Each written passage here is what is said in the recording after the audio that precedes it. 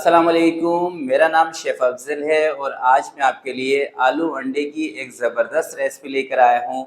आप यूँ समझ लें कि आज आपको आलू अंडे का कोरमा बनाना सिखाऊँगा और इतनी ज़बरदस्त दोस्तों ये रेसिपी होगी। आपने बहुत मर्तबा आलू अंडे का सालन बनाया होगा, मगर इंशाअल्लाह आज जो रेसिपी मैं आपको बताने वाला हूँ, यकीन करें शायद ही आपने कभी इस तरीके से बनाया हो आलू अंडे का सालन। और अगर आप इस तरीके से बनाएंगे दोस्तों, आपके आलू अंडे के अंदर से बीफ चिकन कोरमे का जो टेस्ट है वो इंशाल्लाह आएगा। तो रेसिपी बहुत ही ज़बरदस्त और ऑथेंटिक रेसिपी है, ज़रूर ट्राई कीजिएगा। और आपसे दोस्तों गुजारिश मैं एक ही करूँगा कि जब भी इस रेसिपी को ट्राई करें तो आपने मसाले इसी हिसाब से लेने हैं जैसे इस वीडियो के अंदर मैं आपको बताने वाला हूँ। तो फिर बिना टाइम ज़ाय किए चलते हैं आज की ज़बरदस्त रेसिपी की तरफ और इसको बनाना स्टार्ट करते हैं।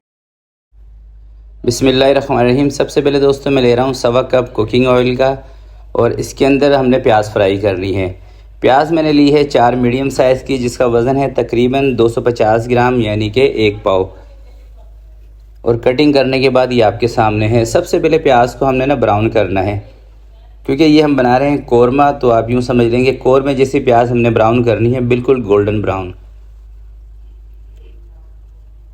जब प्याज इस कंडीशन में आ जाए तो आपने इसको बाहर निकाल लेना है एक स्ट्रेनर के ऊपर, और इसका जो ऑयल है ना ये अच्छी तरह से निचोड़ देना है। तो प्याज दोस्तों फ्राई हो चुकी है, अब इसको करते हैं साइड पर, और यही प्याज का ऑयल हमें चाहिए होगा। ये दोस्तों मैंने लिए थे 4 बड़े साइज़ के आलू, जिसका वज़न था 500 ग्राम यानी कि आधा किलो।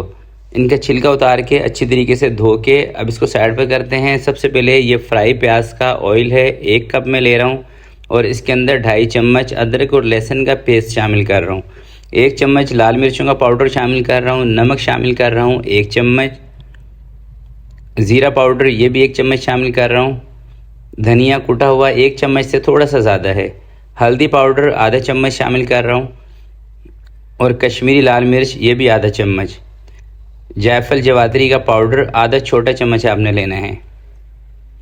साबुत ज़ीरा ये भी आधा चम्मच लेना है। काली मिर्चें लेनी है कोई 10 से 12 पीस। लौंग लेनी है कोई 6 से 8 पीस, और सब्ज़ इलायची ये भी तकरीबन 5 से 6 पीस लेने हैं। दही लेनी है 1.5 पाव 375 ग्राम, या 1.5 कप भी आप ले सकते हैं। ये है दोस्तों ज़ाफ़रानी केवड़ा वाटर, जिसको बिरयानी के अंदर भी इस्तेमाल किया जाता है। तो 1 चम्मच इसके अंदर मैंने केवड़ा वाटर शामिल कर दिया है। अगर आपके पास केवड़ा एसेंस हो तो आपने सिर्फ 2-3 ड्रॉप लेने हैं, ठीक है। केवड़ा एसेंस ज़्यादा तेज़ होता है, उसकी जो स्मेल है वो ज़्यादा तेज़ होती है। 1 चम्मच डाल देंगे तो पूरा कोरमा आपका ख़राब हो जाएगा। 1 कप इसके अंदर पानी का आपने शामिल करना है, और जो आलू के अंदर पानी था उसको निकाल देना है। आलू उठा के इसके अंदर डाल देंगे। बस जो मेहनत वाला काम था ना आपका, वो बस यहीं तक था। अब इसको तेज़ आंच पर आपने एक उबाल करा लेना है। जैसे दोस्तों एक उबाल आ जाएगा, चम्मच को बाहर निकाल दें, कवर करके इसको कोई 15 मिनट के लिए आपने हल्की आंच पे रखना है। तब तक दोस्तों प्याज का पेस्ट बना लेते हैं। ग्राइंडर जार में डाल के 1 कप पानी डाल के आपने प्याज को पीस लेना है।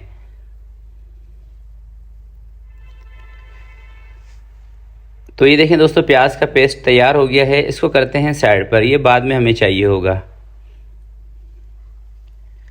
15 मिनट के बाद तकरीबन इसका कवर मैं हटा रहा हूँ, और सबसे पहले आपने आलूओं को चेक करना है। और एक चीज़ का ख्याल रखिएगा कि आंच तेज़ नहीं होनी चाहिए। आंच तेज़ होगी ना दोस्तों तो सारा पानी खुश्क हो जाएगा और ये फिर नीचे लग जाते हैं। आंच आपने हल्की रखनी है। तो ये देखें आलू हमारे गल चुके हैं।